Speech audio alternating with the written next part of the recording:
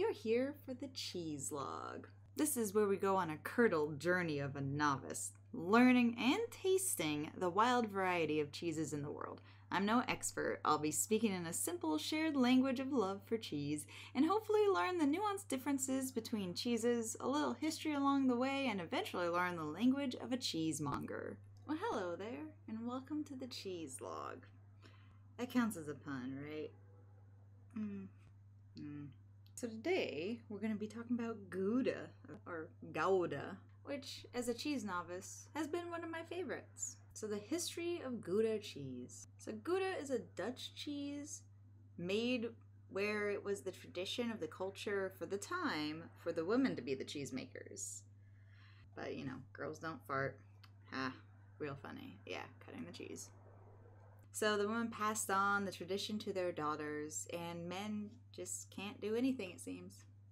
So from June to August, every single day between 10 a.m. and 12:30, people gather in Gouda to weigh and taste cheese. The cheese isn't even made there. It's just traded there.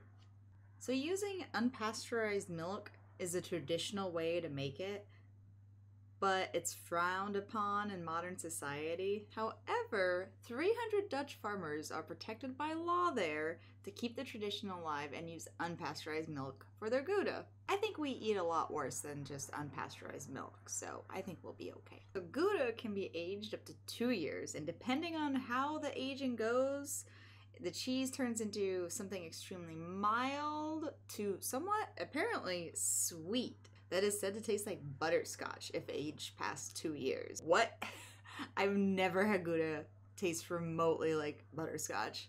Or maybe if I have, I'm just that much of a novice. We're gonna see. Maybe I could taste it today. So the sweetness comes from the process called washing the curds, where a lot of the lactic acid is removed. So does that mean Gouda is more lactose intolerant friendly? Yes, it does. It has a lower than average lactose range than most cheeses. So it's not lactose free, but even some intolerant people might be able to eat some, which is cool. It's a cool cheese. I've picked 5 because I like Gouda. This might be a mistake. It's a lot of cheese. My first one is a goat's milk Gouda. Now, I'm a fan of goat's milk. I'm okay with goat cheese. Yeah, it's very interesting. It's just a good cheese. It's really creamy.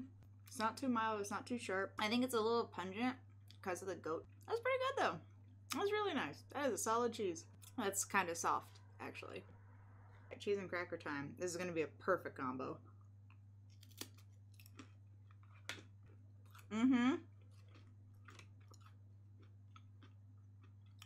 yeah. That's the way to go. On its own, paired with like just a multigrain cracker like that. Oof, that is tasty. That's really good cheese.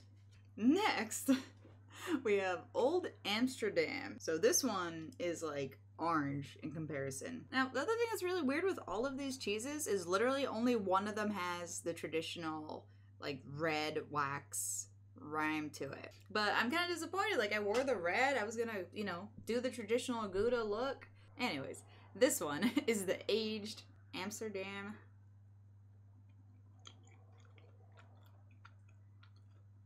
Old Amsterdam aged. I don't know about sweet, but it reminds me of Parmesan. It has like the little, like the crystals. I do know that cheese starts getting the crystals once it is aged. Wow, that's really good. It does remind me of Parmesan a lot. Can't wait till I do that episode so I can figure out what Parmesan is compared to all of these. That's good though. So now I need to eat the Old Amsterdam with a cracker.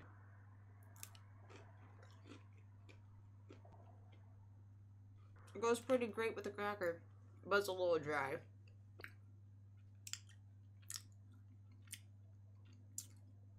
I blame the cracker and the dry cheese. So next, we have 1,000-day aged cheese. That's what I'm kind of excited for. This one's even more orange. So this one, going based on what we just learned in the history, this one is older than the last one. So I'm gonna see if I could taste the butterscotch. I don't think I'll be able to. I feel like they've lied to me, or my taste buds are just so uncultured, I won't be able to recognize the butterscotch flavors. Now we do the 1,000-day aged cheese. with a cracker.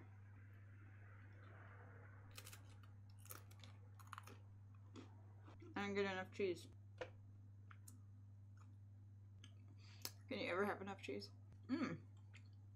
Oh, interesting. I feel like the cracker brought up those like sweet undertones that they've talked about. I don't taste butterscotch, but I taste something. I'm going in for a second test.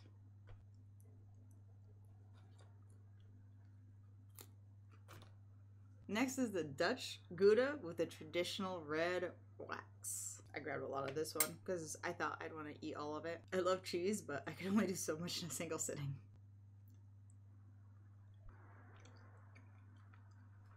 Wow, super smooth. Weirdly smooth compared to the last two. That's good though. Just really basic, very, very mild cracker time.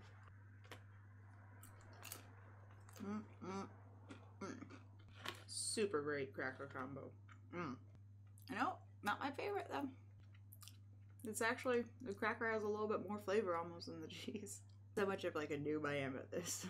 But it's still a very good combo.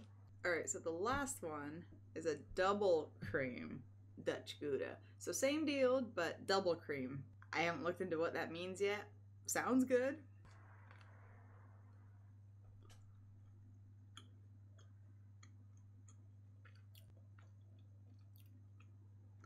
That was really nice. I think I ate the wax. There's definitely a little wax on that one. Whoops. Yeah, I want to see what this tastes like with a cracker. Cracker time! Oh.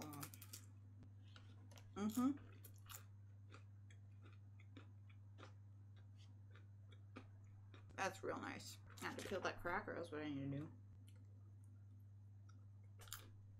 to do. Those are all super tasty.